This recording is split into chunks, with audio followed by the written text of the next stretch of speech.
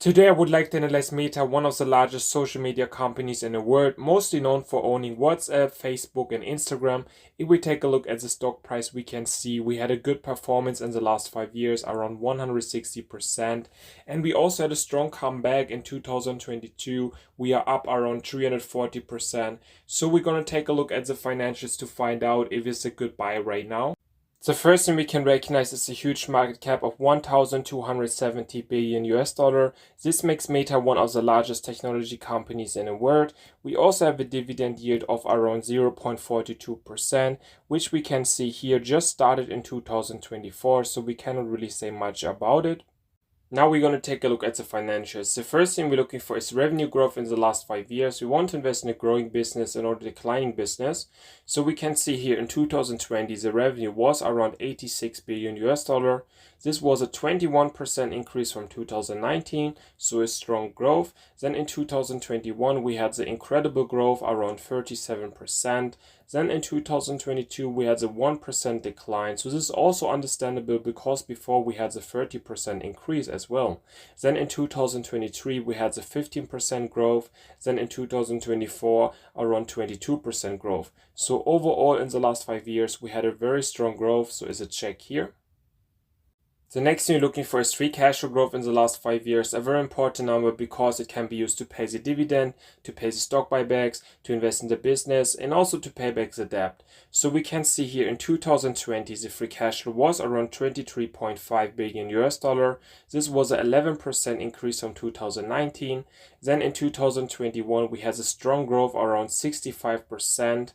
Then in 2022, we had a decline around 50%. This is something we don't like to see.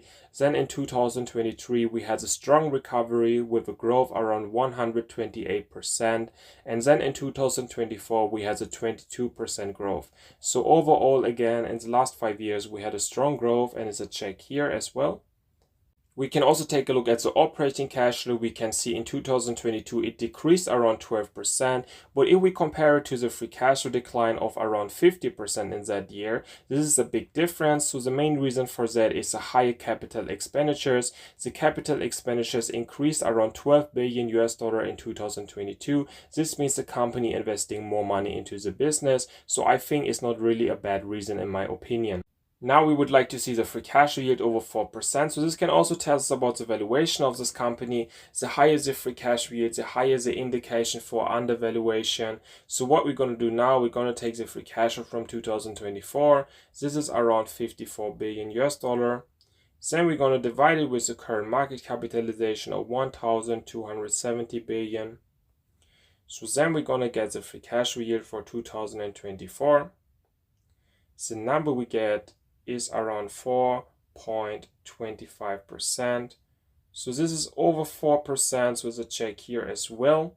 So we like to see that. I think this company could be probably fair value right now. But we should also make some assumptions about the free cash flow in the future. We can see here the estimated free cash flow for 2025 is around 61.7 billion US dollar. So let's assume that in 2027 the free cash flow could be around, let's say, 70 billion US dollar. Then we're going to divide it with the current market capitalization of 1,270 billion. So then we get the assumptions for 2027. So then we get the free cash flow yield again. So the number we get for this year would be around 5.55%. So this number would look already better. So I think if we can assume that the free cash flow can grow in the future, this company could still look undervalued right now. The next thing we're looking for is the debt to free cash flow ratio under 5. This means the company can pay back the debt with the free cash flow in under 5 years. A very important number because if a company has too much debt and cannot repay the debt, it can risk to go bankrupt. So what we're going to do now, we're going to take a look at the long-term debt first. We can see here around 48 billion US dollar.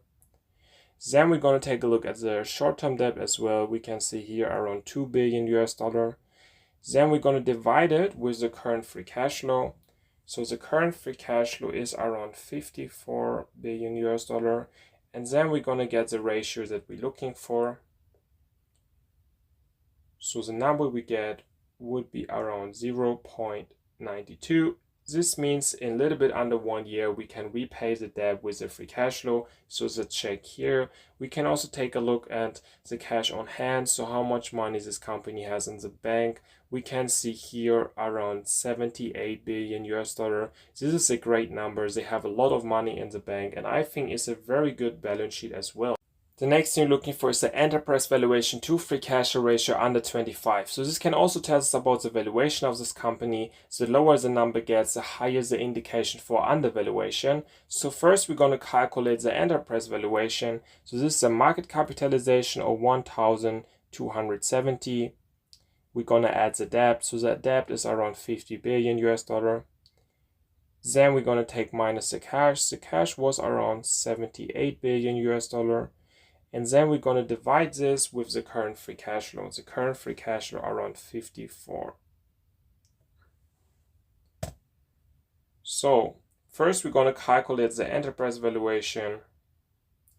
So the enterprise valuation would be around 1,248. So this is the enterprise valuation, how much the company is worth. We include the debt and take minus the cash. So then now we're going to divide it with the free cash flow.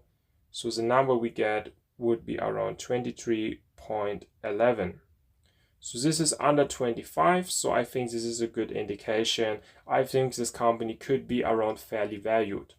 Now we can also calculate this number with the free cash flow assumptions for 2027. So this would be around 70 billion US dollar. So then we would get a different number. So we're going to take the enterprise valuation of right now and we're going to divide it with the free cash flow assumptions for 2027. So the number we get would be around 17.82.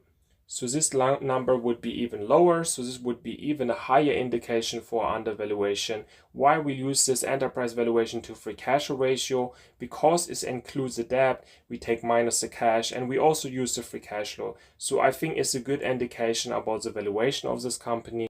The next thing you're looking for is shares outstanding decrease. This means the company buys back their own shares. So we like to see that, especially if we think the company is undervalued. So we're going to take a look here and we can see this company is buying back a lot of their shares many years in a row. We can see here, especially in 2022, the shares outstanding decreased around 4%. So this is a good thing because in 2022, I think this company was incredibly undervalued. So we like to see that this company is buying back their own shares. And I think they also can afford it because they have a good balance sheet.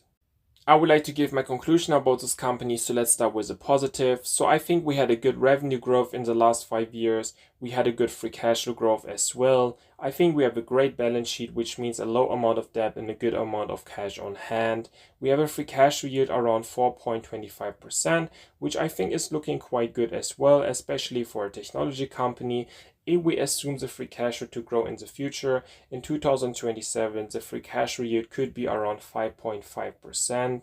Then the enterprise valuation to free cash flow ratio around 23.11 is also looking quite good. If we assume the free cash flow to grow, it could be around 17.82 in 2027. So I think this is looking quite good as well. Then also we have the shares buybacks. This is something we like to see because if we think the company is undervalued, it makes sense to buy back their own shares, especially if they have a good balance sheet as well. So this can help the stock price to increase even more. If you found this video helpful, don't forget to like and comment and subscribe for more content.